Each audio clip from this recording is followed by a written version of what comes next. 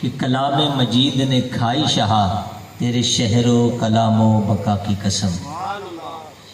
سب سے پہلے تو ہمارے شعیب بھائی جو کہ ماشاءاللہ عالم کا کورس کر رہے ہیں درس نظامی، ان کو، ان کے والد محترم کو، اور آپ جتنے سوسائٹی کے افراد یہاں موجود ہیں، اب میں تمام کو بہت بہت مبارکباد دیتا ہوں۔ آپ اس وقت بھی نبی پاک علیہ السلام کی بزم کو سجائے یہاں پر بیٹھے ہوئے ہیں۔ موضوع جو میں آپ کے سامنے لایا ہوں وہ ہے خلق عظیم۔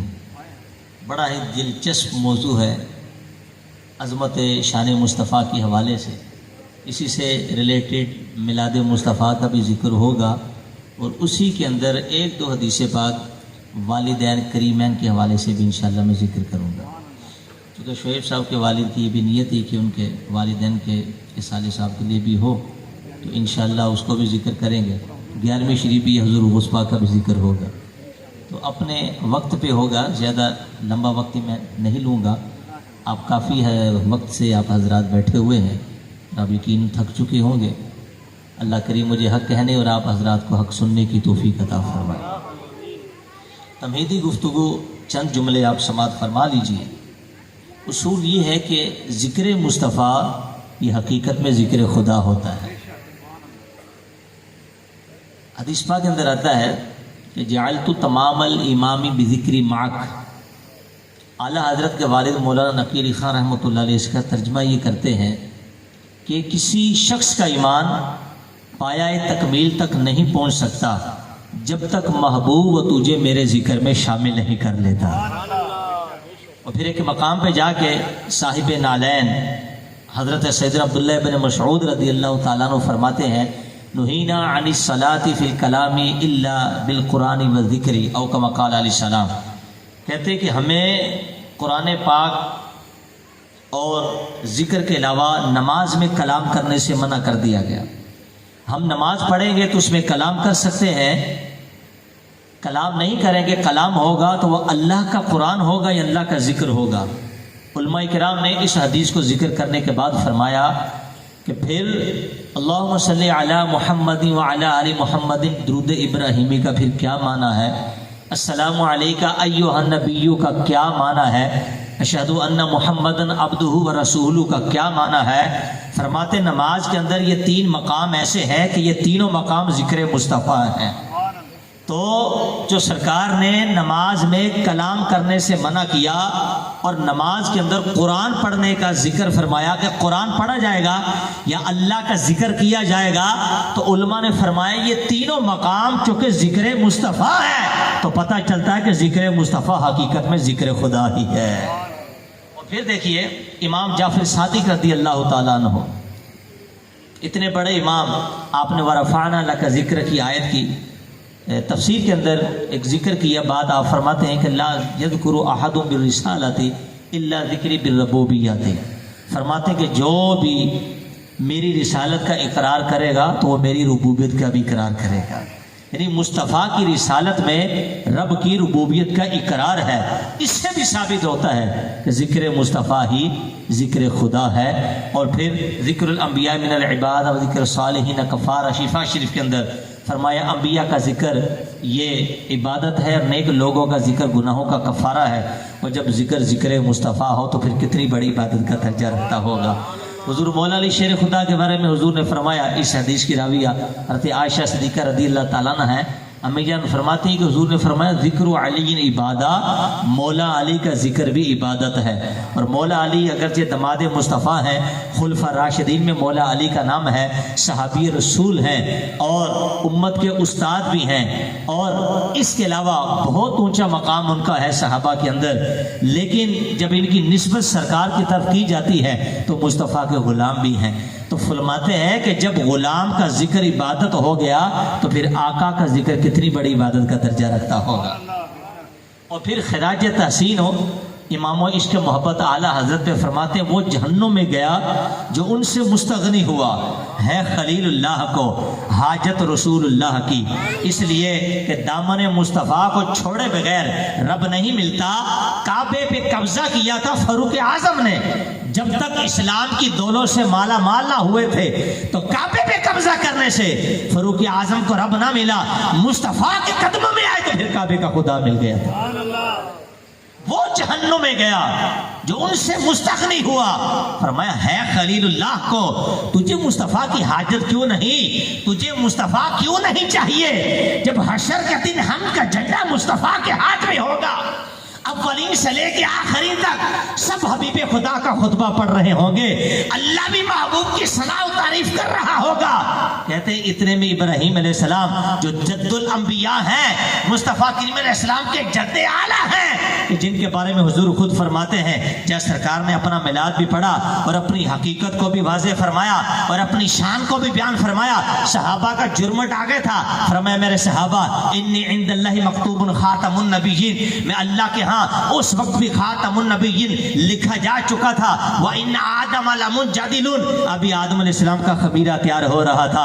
وَسَأُخْبِرُكُمْ بِأَوَّلِ أَمْرِي، اے میرے میں صحابہ میں سب سے پہلے اپنے امر کی، سب سے پہلے مرحلے کی تمہیں بات بتاتا ہوں، میں کون ہوں، میں کیا ہوں۔ فرماتے انا دعوت ابی ابراہیم، میں اپنے باپ ابراہیم کی دعا کا ثمر ہوں، نتیجہ ہوں، جس کو بریلی کا تاجدار کیا حسین انداز میں کہتا ہے، سرور کہوں کہ مالک و مولا کہوں تجھے، باغ خلیل کا، باغ خلیل کا گولے زیبا کہوں تجھے۔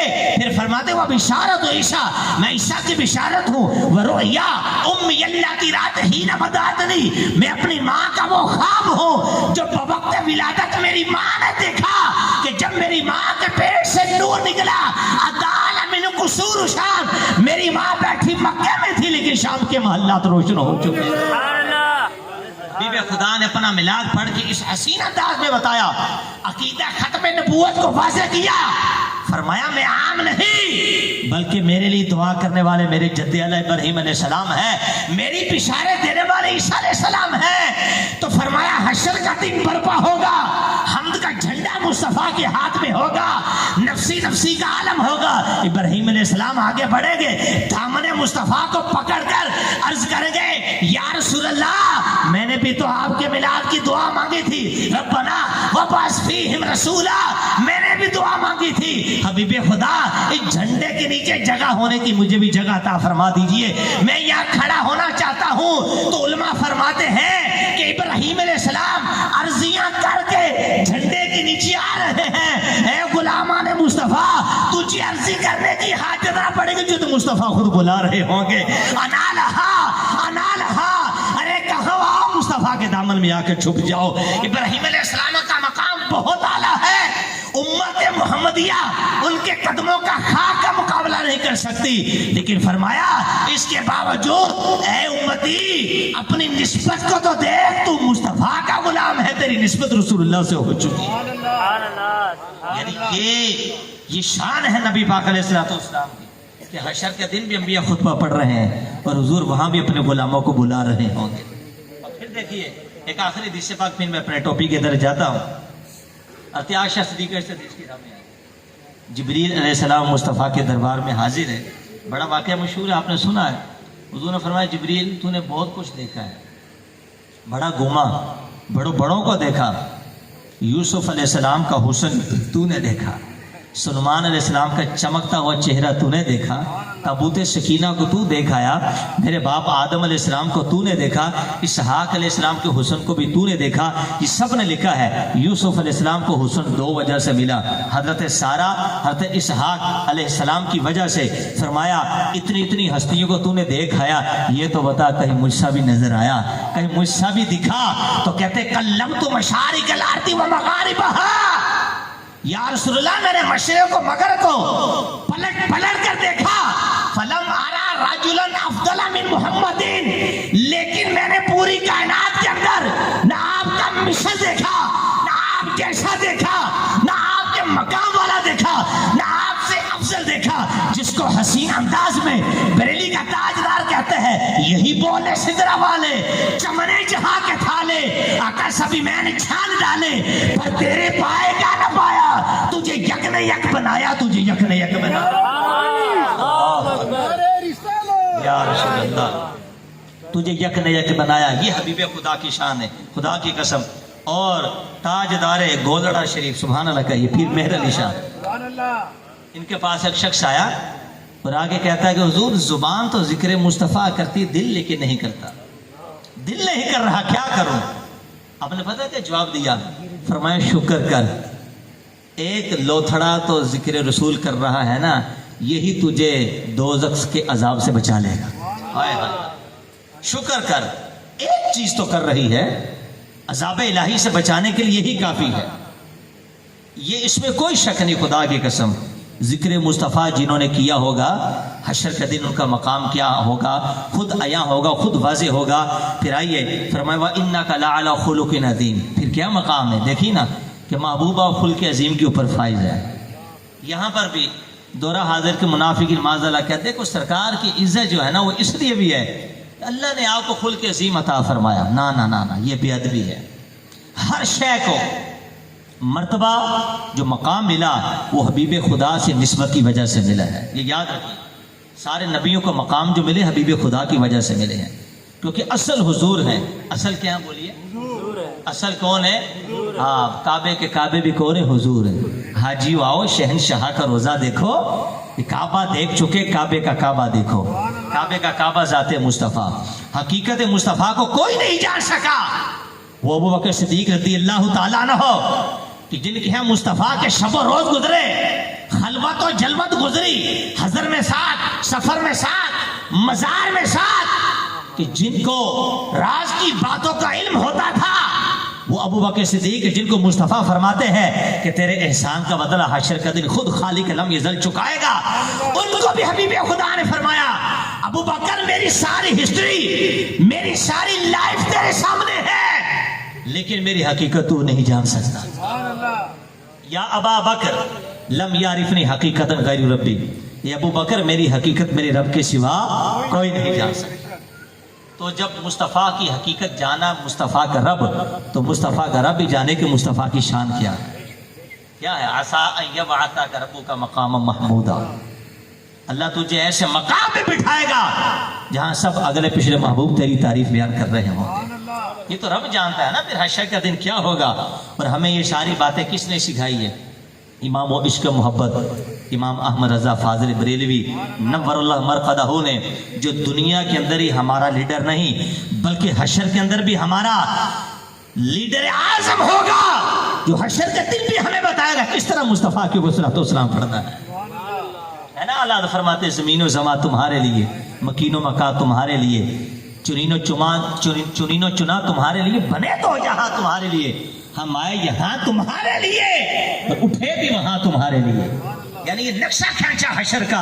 اور پھر کلام پڑھتے پڑھتے گویا یہ کہتے ہیں کہ یہاں دنیا میں ہی رضا کی سبا نہ کھلے گی، حشر کے دن بھی کھلے گی تو ذکر مصطفیٰ کے لیے کھلے گی۔ کہتے سبا وہ چلے، باغ پھلے، پھول کھلے، کہ دن ہو بنے لیوا کے تلے، یعنی جھنڈے کے نیچے سنا میں کھلے، آقا یہاں بھی رضا کی زباں تمہارے لیے۔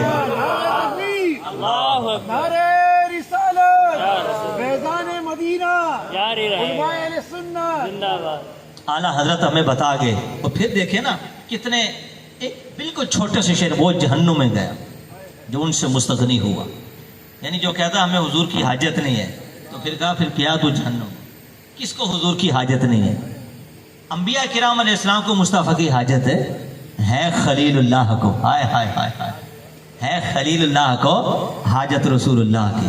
حضور کے جد اعلیٰ کو حاجت، تو کہتا مجھے حاجت نہیں، میں مشکل کشا نہیں مانتا، معاذ اللہ حیات کا قائل نہیں، میلاد کا تو قائل نہیں، ان کی عنایتوں کا تو قائل نہیں، ان کی سیرت کے جلسے تو ہر کوئی کرتا ہے، سورت کا جلسہ کرے گا تو پھر سیرت کا جلسہ کہلائے گا۔ تو مصطفیٰ کی صورت کو ذکر کیے بغیر تو سرکار کی سیرت نہیں بیان ہو سکتی۔ آپ کسی کی ہسٹری بیان کرتے ہیں سیرت، تو جب تک صورت نہیں بتاؤ گے تو کیا پتہ چلے گا وہ کون تھا، کیسا تھا۔ تو اللہ رب العزت نے یہ نبی پاک علیہ السلام کے دو عظیم پہلو ہیں، سیرت اور صورت، ان دونوں کا ذکر اللہ نے قرآن میں فرمایا، اسی کو خلق عظیم کہا جاتا ہے۔ تو میں یہ بات ہی کر رہا تھا کہ لوگ کہتے ہیں جی حضور کو مقام ملا اس وجہ سے کہ خلق عظیم آپ کو ملا، ہم نے کہتے ہیں نہیں، یہ غلط ہے۔ تو نے آیت کے ترجمے پہ غور نہیں کری؟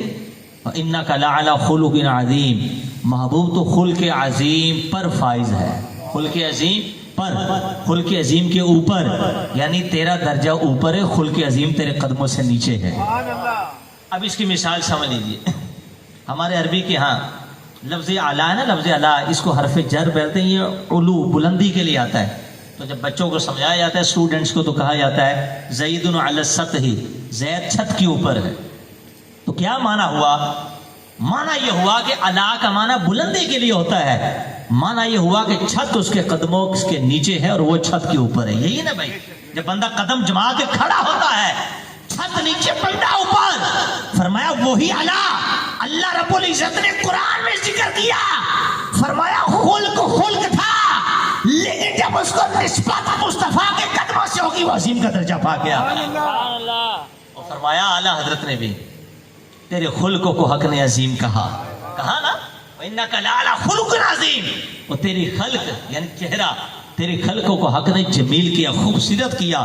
کوئی تجھ سے ہوا ہے نہ ہوگا شاہ، تیرے خالق کی حسن و ادا کی قسم. اور آپ جیسا کوئی نہیں ہے، آپ جیسا اونچا بولو، آپ جیسا کوئی نہیں. صحابہ عائشہ صدیقہ رضی اللہ تعالیٰ امی جان کے پاس آئے، عرض کرتے امی جان بتائیے مصطفیٰ کے اخلاق کریمہ کیا تھے؟